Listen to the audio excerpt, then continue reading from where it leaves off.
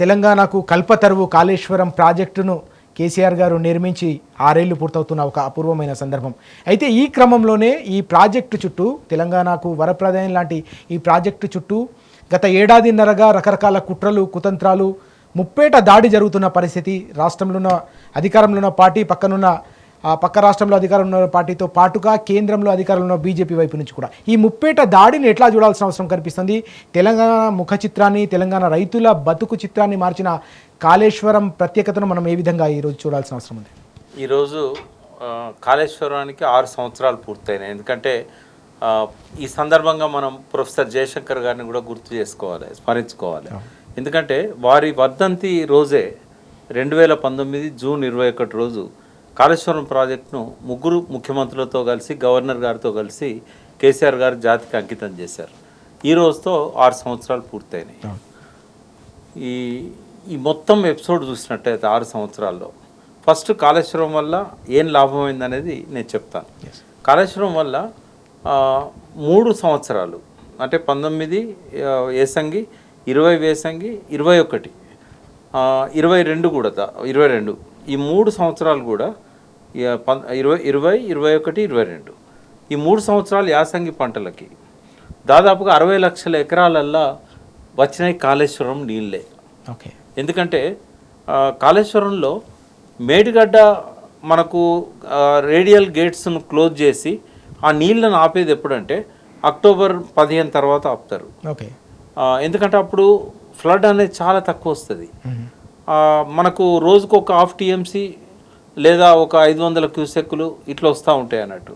ఈ పీరియడ్ అంతా కూడా మినిమం ఒక 300 క్యూసెక్కులు వస్తాయి, మ్యాక్సిమం ఒక 1/2 TMC వస్తుంది. నవంబర్, డిసెంబర్, జనవరి, ఫిబ్రవరి అంటే మొత్తము మార్చ్, ఏప్రిల్ దాకా కూడా ఈ 6 నెలల పీరియడ్లో మనకు వచ్చేటి అంతా కొడితే ఒక 30-40 TMCలు. కానీ అవే చాలా అవసరం. అంతకుముందు వచ్చే 100-150 TMCలు ఏదైతే మనం లిఫ్ట్ చేసుకుంటామో అప్పుడు గేట్లు వేయం.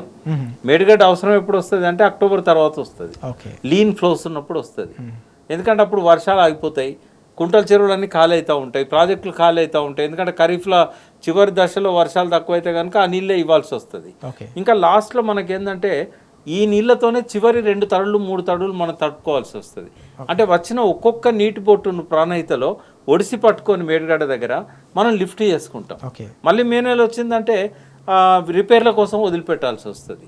కాబట్టి మేడిగడ్డ అవసరం మనకు అక్టోబర్ నుంచి దాదాపుగా నవంబర్, డిసెంబర్, జనవరి, ఫిబ్రవరి, మార్చ్, ఏప్రిల్ ఆ పీరియడ్లో ఒక 40 TMCలన్నా మనం ఎత్తిపోసుకోవాల్సిన అవసరం ఉంటుంది. మిగతా టైంలో ఫ్లో నుంచే తీసుకోవచ్చు. అప్పుడే గేట్లు వేయరు.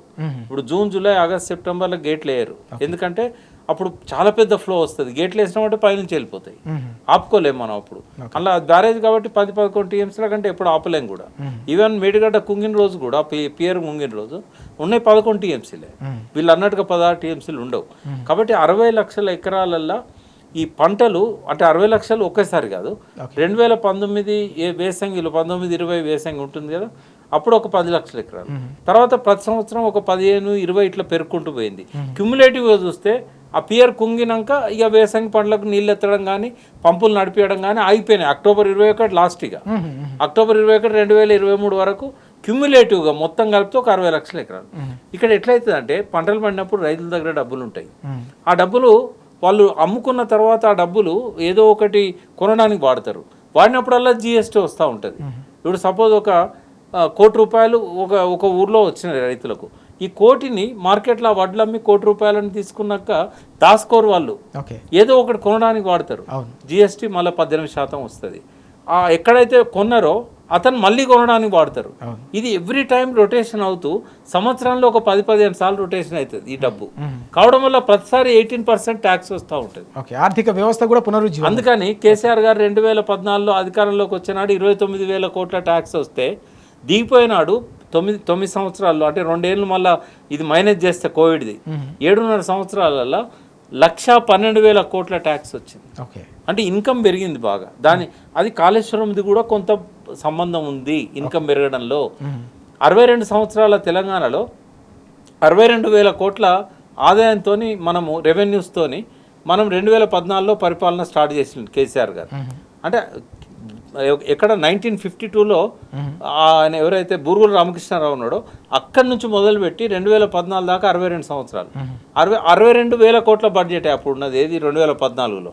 అక్కడి నుంచి వాళ్ళ 3 లక్షల కోట్ల బడ్జెట్ పోయిందంటే